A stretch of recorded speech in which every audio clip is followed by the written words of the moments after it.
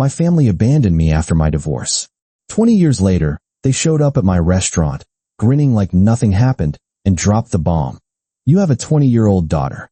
We kept her from you to save my job. I'm 43, and I run a small hospitality group. 3 restaurants, 2 boutique hotels. Nothing crazy, but it's mine. I didn't get here easy, though. Most of it started with a divorce that broke me, a family that left me to pick up the pieces alone, and a secret they kept for 2 decades that turned my world upside down. Let me start from the beginning, because this story's got more twists than a bad soap opera. I married Lena when I was 21. We'd been together since 8th grade. She was my first kiss behind the bleachers at our middle school football game, my prom date, my partner in crime through college. We both got entry-level jobs after graduation. Me at a construction firm, measuring blueprints and fetching coffee for the bosses. Her at a marketing agency, drafting social media posts and organizing client events. We rented a tiny apartment in a sketchy part of town, split the rent evenly, and dreamed of buying a house with a white picket fence someday. For the first 2 years, everything felt perfect. We'd cook tacos on Friday nights, binge-watch The Office until midnight, and save every extra dollar in a joint savings account labeled Future House Fund. But by year 3, something shifted. Lena started staying late at work more often. At first, she said it was a big client project. They need me to finalize the campaign, she'd say, kissing me goodbye as she left at 7 a.m. and came home at 10 p.m. Then she started taking calls in the bathroom, closing the door like she was hiding something. I'd ask, "Who's that?" and she'd brush it off. "Just my cousin Tyler. He's having car trouble, needs advice." Tyler was my dad's older brother Mike's son. Our families called him the Golden Boy because his mom died when he was 6 months old, so everyone let him get away with murder. He stole my bike in high school, lied about me to my friends, and my uncle Mike, who owned the construction company my dad worked at, always covered for him. I never liked him. He was arrogant, entitled, and acted like the world owed him something, but I never thought he'd be a threat to my marriage. A month before our 3rd anniversary, I came home from work early to surprise Lena with flowers. I walked in, and her car was in the driveway, but she wasn't home. Her phone was on the kitchen counter, and it lit up with a text from Tyler. "Your husband's gone. Come over." My stomach dropped. I didn't snoop, but I didn't have to. When she got home an hour later, her shirt was inside out, and she smelled like Tyler's cologne, the same cheap stuff he'd worn in college. I confronted her, and she broke down crying. "It's not what you think," she said. "Tyler's going through a hard time," and I was just comforting him. I wanted to believe her, but the pieces didn't add up. 2 weeks later, she handed me divorce papers. No yelling, no tears, just a flat, "I'm not in love with you anymore." I begged her to talk, to tell me what I did wrong, but she just shook her head. "It's not you," she said. "It's me." Total cliche, right? I thought if I gave her space, she'd come around.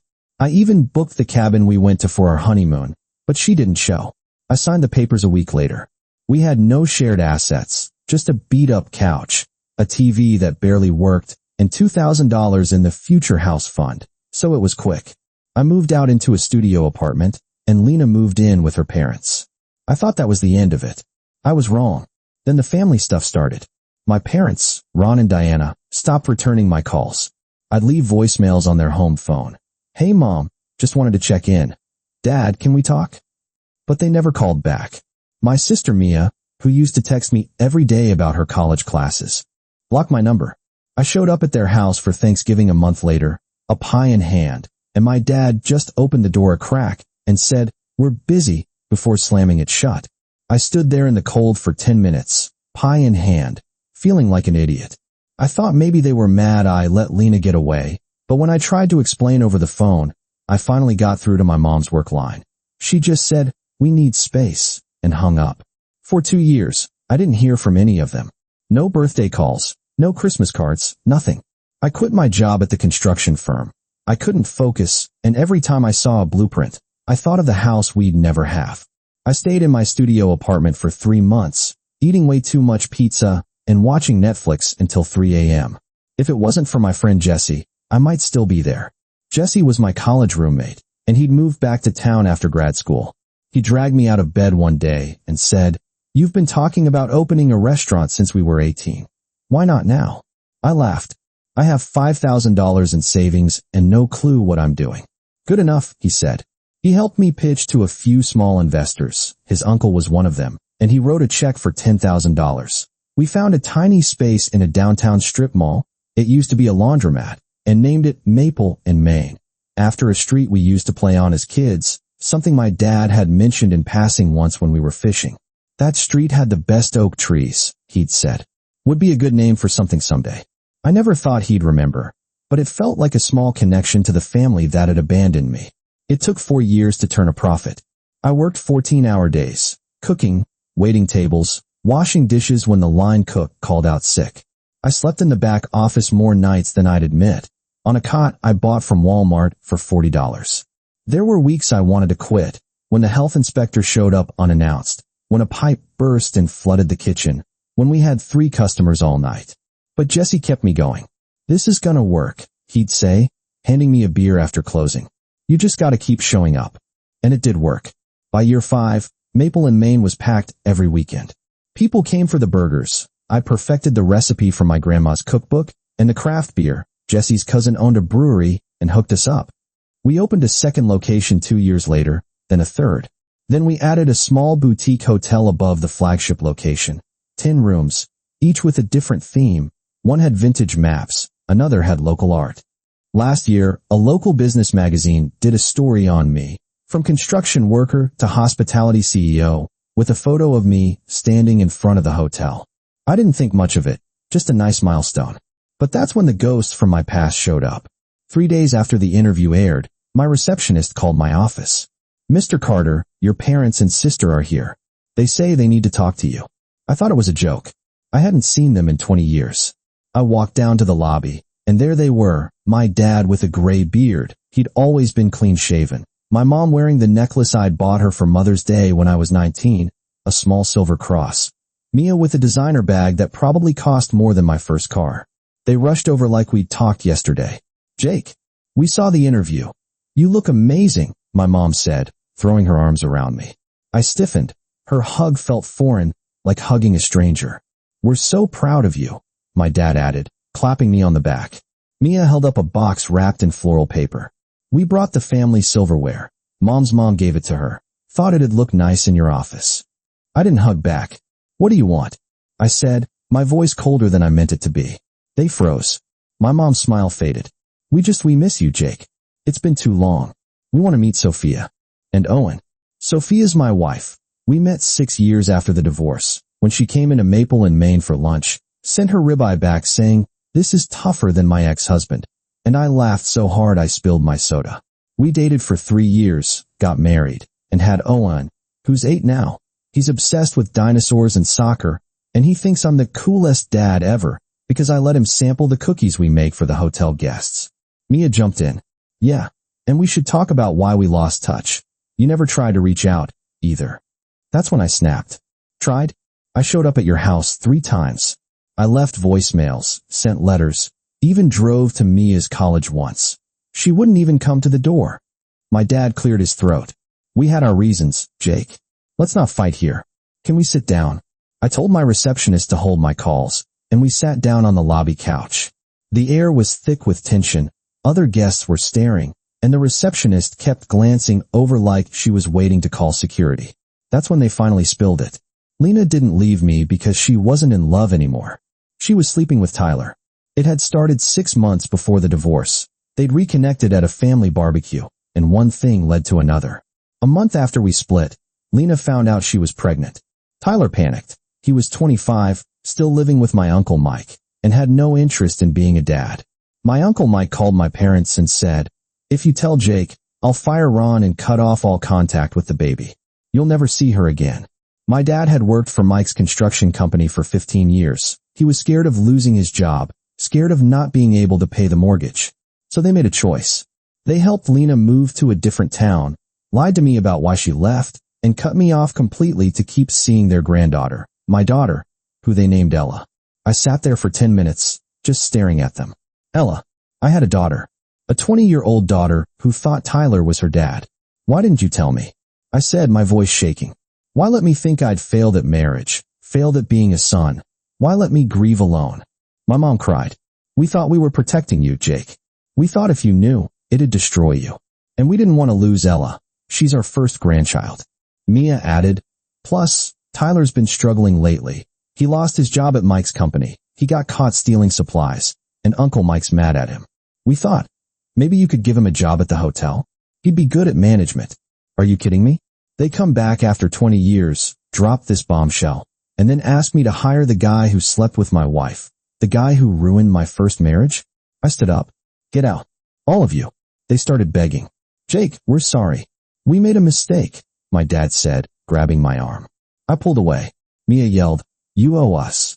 We came up with the name Maple and Maine. You wouldn't be here without us. I laughed. You mentioned a street once. I worked 14-hour days, washed dishes until my hands were raw, borrowed money from Jesse to keep the lights on. You did nothing.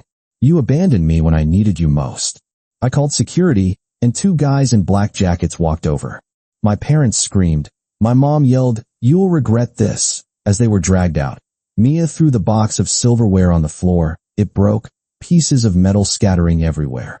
I stood there, staring at the mess, feeling like I'd been punched in the gut. That night, I told Sophia everything.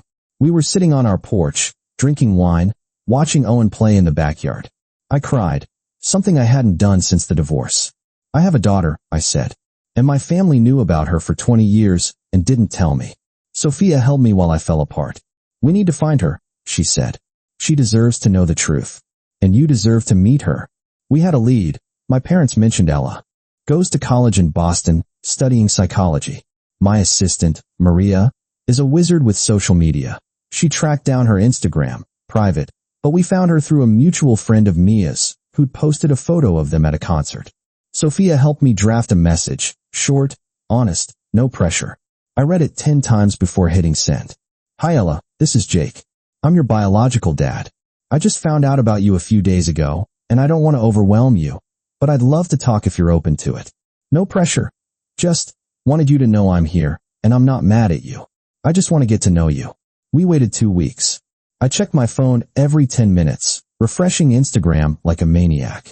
Sophia laughed at me. She'll respond when she's ready, she said. But I was terrified. Terrified she'd hate me. Terrified she'd want nothing to do with me. Terrified I'd mess this up too. Then, one morning, I woke up to a notification. Ella had replied. I talked to my mom. She told me it's true. I'm shocked, but I want to meet you. Can we get coffee this weekend? We flew to Boston that Saturday. I was a nervous wreck. Sophia had to remind me to breathe on the plane. Owen stayed with his grandma, Sophia's mom, who'd been like a mother to me since my own family abandoned me.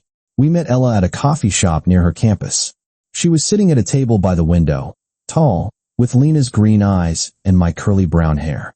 She stood up when we walked in, and for a second, we just stared at each other. Then she hugged me. I always thought something was off with Tyler, she said, pulling away. He's never been nice to me. Last year, he got drunk and threw a glass at my mom. I moved out after that and haven't talked to him since. My heart broke for her. We sat down, ordered coffee, and talked for 3 hours. She told me about her classes, her part-time job at a bookstore downtown, her friends, her love for indie movies. She said Lena had always been distant. She never talked about my dad, just said he was out of our lives. She told me about my parents and Mia. They'd sent her money for school every semester, visited her twice a year, and called her granddaughter. But they never mentioned me. I always wondered why they were so overbearing, she said. Now I get it. They were trying to make up for lying to you. While we were there, my phone blew up with texts from my parents. 17 messages in total. We need to talk about Ella. We can help her get settled if she moves home. Please forgive us. We're old, and we don't want to die without making amends. Me is sorry for what she said. I showed Sophia, and she said block them. I did. Ella decided to transfer to a college near our house next semester. She'd applied to a few schools in our state and got accepted to the University of Oregon. She's staying with a friend in Boston until then, and we meet for dinner every Sunday via FaceTime. Last week, she showed me her dorm room plans. She wants to paint the walls blue, her favorite color.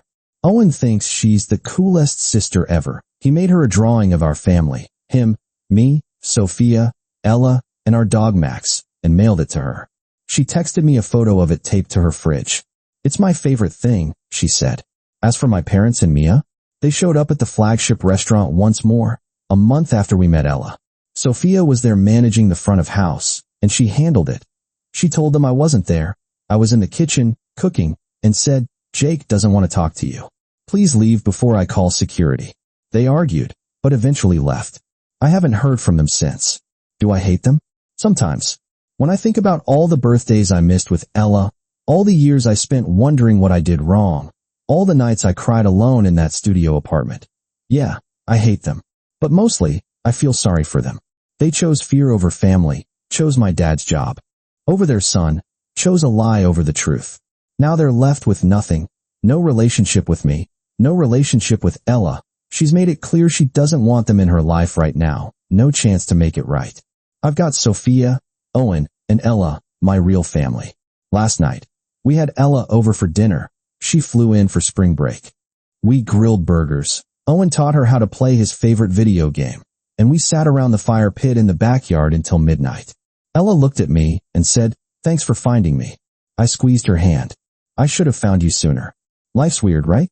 The people who are supposed to love you the most can let you down in ways you never imagined. But sometimes, new people come in.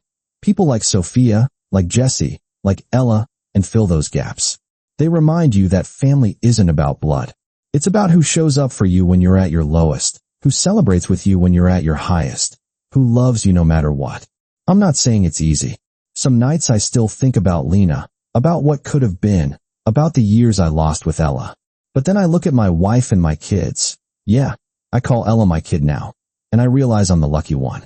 I got a second chance at love, a second chance at being a dad, a second chance at happiness. If you're going through something similar, if someone you love has abandoned you, if you're carrying a secret that's eating you alive, if you're scared to reach out to someone you've lost, know this. It's never too late to make it right. But also know that you don't owe anyone forgiveness.